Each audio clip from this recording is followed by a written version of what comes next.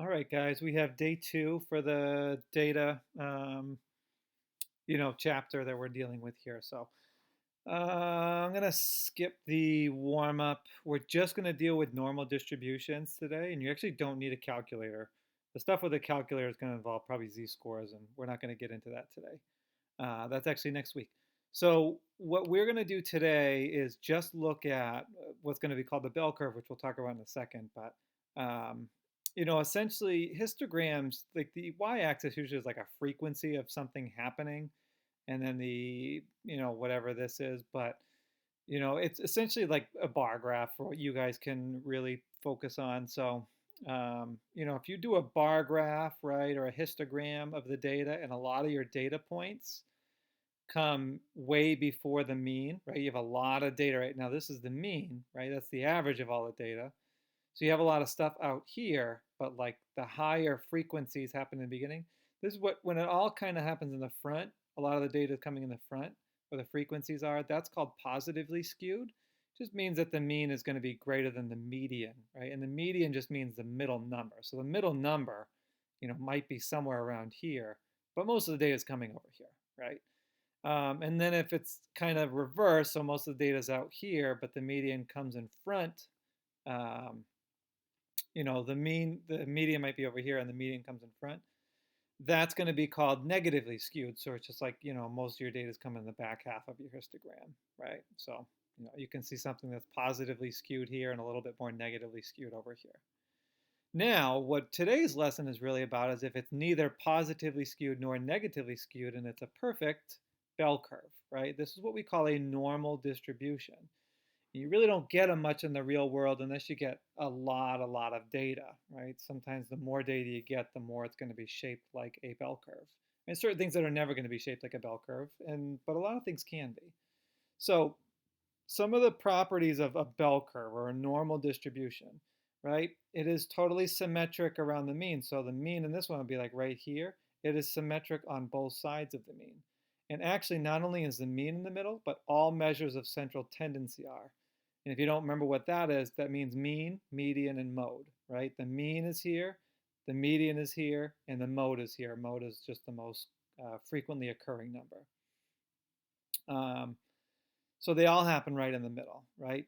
Now, mathematically, technically, these curves never actually hit zero. It's almost like an asymptote, which is kind of, like, how does that even relate to the data? Just realize that with a ton of pieces of data, you are going to have certain data points that are way out here, and that's okay. Just kind of like theoretically, this curve could never quite, hit zero. I mean, it gets pretty darn close, but it continues on and on forever this way and continues on and on forever this way. The area under the curve is all of your data, right? You're not going to have a random bar that goes way up here, otherwise it would not be a normal distribution. So everything is going to be under this curve, and that's going to be 100% of the data and 100% of the area. So just a couple things, right? Mean we talked about a little bit in the last lesson. We use this X bar for it. You could also see this symbol called mu, which also means mean. Just know that they both mean average. So there's a rule which happens with normal distributions, and it's called an empirical rule. And basically what it means is if things follow a normal distribution, all of the data is going to follow this empirical rule, which breaks the data down by percentages and like how much data is in each part. And it all bases itself around standard deviations, right? So like this is our mean, median, and mode right here. And over here, this would mean one standard deviation to the right. This one means one standard deviation to the left. So in the blue area, there are two standard deviations apart. One is to the left of the mean and one is to the right of the mean, right? Over here, this is two standard deviations to the right, and this would be two standard deviations to the left. And then this would be three, over here and over here. And then, if you keep going, you could get 4 or 5 or more, but there's really not a lot of data out there anyways. So the way it works is that 68% of your data is within one standard deviation of a mean, and that's true for any piece of data that follows a normal distribution. Could be scores on a test. It could be, uh, points per game. Probably not something like that would follow a normal distribution, but it could be, right? It could be a whole bunch of different things. If it follows a normal distribution, 68% of the data is going to be within one standard deviation of the mean, whether it's one to the right or one to the left, right? This would be over average. This would be a little under average. Now, what does it also mean? That within two standard deviations to the left or two standard deviations to the right, right? So within these four total standard deviations, 95% of your data is going to come in, which just tells you that after two standard deviations, there's really not a lot of data, right? And it could be a small standard deviation or it could be a big standard deviation. It doesn't really make a difference. All this is saying is that within two standard deviations of the mean, to the left and to the right, you're going to have 95% of your data. Within three standard deviations, right, 2.35, 2.35, you add those up, you get another 4.7, 99.7, pretty much all of your data is within three standard deviations. I mean, pretty much all of it's within two, but you also get a third standard deviation, get almost all of it. So that just means, again, because this continues on and on forever and ever and ever, that more than three standard deviations to the left and more than three standard deviations to the right is going to be the rest of your data, right? So if this is 99.7, the rest to the left would be 0.15, and the rest to the right would be 0.15, right? And that's not within four standard deviations, although most of it's going to be. That's just within forever, right? Because if you had 0.15 plus 0.15, you get 0.3, and then that's where you're missing your 0.3 from there, right? So again, just to recap, right, you have a collection of data. If it follows a normal distribution, right, your data is going to have its own standard deviation. Within one standard deviation to the right, to the left is going to be most of your data, more than 2/3 of it. And then within two standard deviations, you're pretty much going to get all of it. And then it kind of keeps going on and on and on. So just another slide on how to read that, right? So we already talked about this. This means average, right? So average minus three standard deviations, that would put you like right here. That just means you're three standard deviations to the left. So if this is the middle, we have one standard deviation, 2, 3, that's that right there, right? So that's what this symbol means. It would mean three standard deviations to the left, right? And that would correspond to a certain data point, right?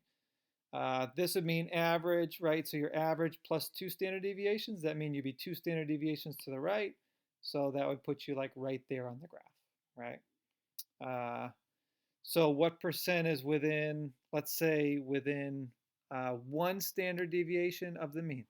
So what percent of the graph is within one standard deviation? So that's one standard deviation to the left, one to the right.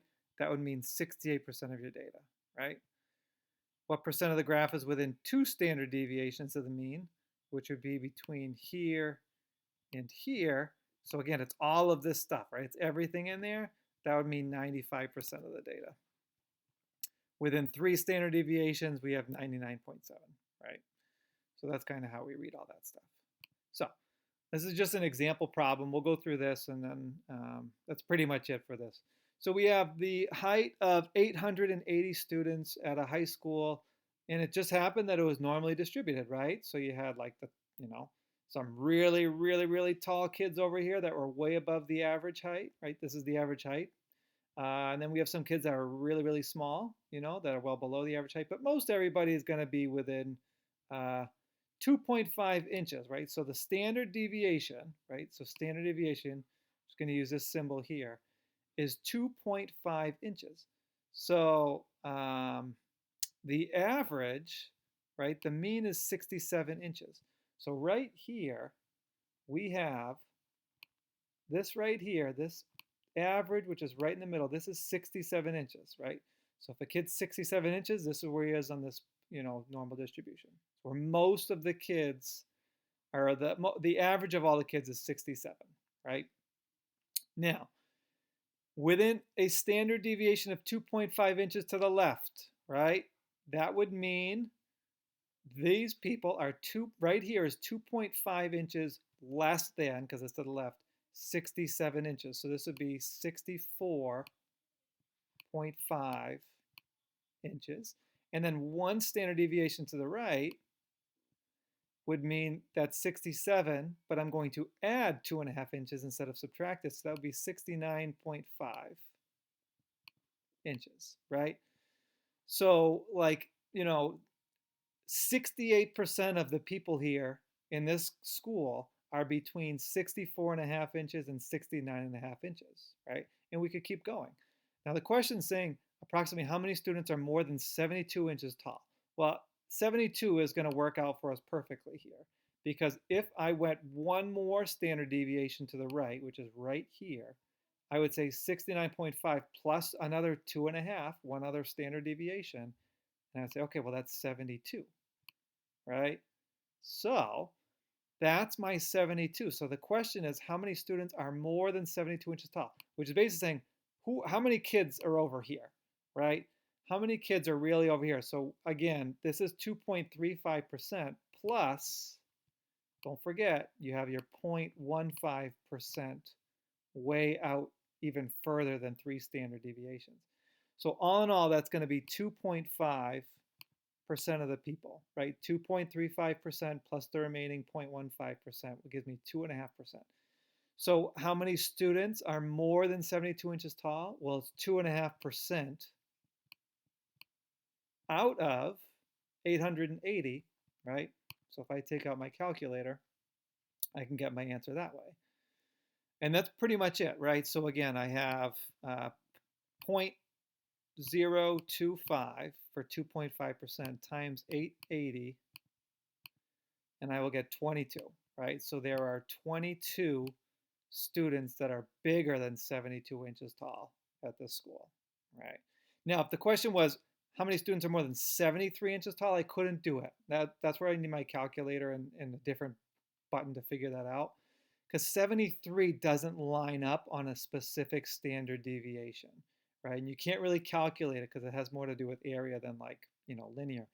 So like you couldn't do it. It just worked out perfectly that it was 72.